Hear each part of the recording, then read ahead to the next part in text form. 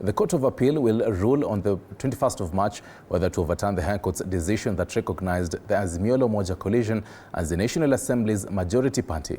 This follows revelations by the Registrar of Political Parties that at least 5 parties have left the coalition since the 2022 general elections. As Mike Agongo reports, National Assembly Speaker Moses Wetangula told the court that post-election coalitions can override the Independent Electoral and Boundaries Commission (IEBC) initial declaration of party majorities. Take a look. The Court of Appeal is set to make a landmark ruling on March 21st of 2024. 281. A decision that could shape the power dynamics in the National Assembly. The court is expected to give a determination on whether to suspend a High Court verdict that declared Azimio La Umoja the majority party, a ruling that has sparked intense political wrangles amongst the members of August House. You can take dates and proceed or not proceed after we have delivered our ruling. We intend to deliver it on 21st. We shall ensure we do not take a date before 21st, my lord. We undertake that. The National Assembly Speaker Moses Wetangula, through his legal team, argues that post-election coalitions can overturn the IEBC original declaration on party majorities. His team prayed to the court to set aside the High Court's decision in its entirety. But the battle took a legal twist, with the abrasive defense counsel Elisha Ngoya urging the court to consider a pending contempt application against the speaker, warning that if the ruling is not stayed, Wetangula could face imprisonment. That is the situation that went to the speaker, and therefore the speaker is in that limbo, meaning he somehow has to get parliament moving on 11th and 12th of February this year, hence culminating into the ruling of the speaker of 12th of February to undo that lacuna. Azimio's lawmaker Kibe Mungai countered the motion, claiming that Wetangula's acts were in contempt of court and his appeal constituted an abuse of the legal system.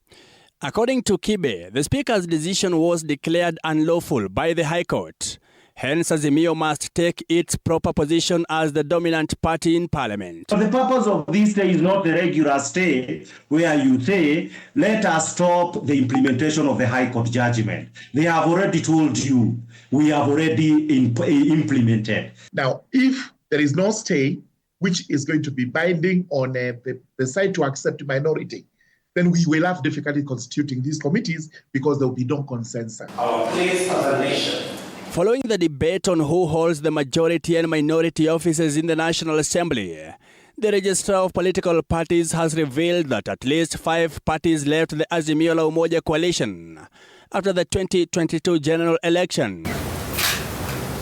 ORPP, an update on status of registered political parties by December 2024, highlighted that the People's Liberation Party, formerly NARC Kenya, Maendeleo Chap Party, United Democratic Movement UDM, Devolution Empowerment Party and Pamoja African Alliance PA had parted ways with Azimio La Umoja Coalition. Following a petition by Abdi Nasir Ibrahim Abdullahi and others versus ORPP, the High Court ordered ORPP to publicly disclose the status of political parties.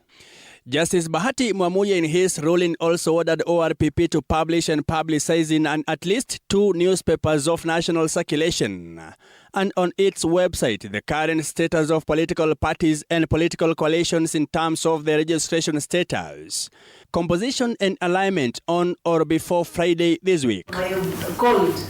The ORPP further lists 47 political parties that do not belong to any coalition and have no representation in the National Assembly. The Azimio La Umoja One Kenya coalition was declared the legitimate majority coalition in the National Assembly by 3-judge panel of the High Court, which included Justices John Chigete, Jairus Nga and Lawrence Mugambi. Mike Kagwango, TV 47, Nairobi.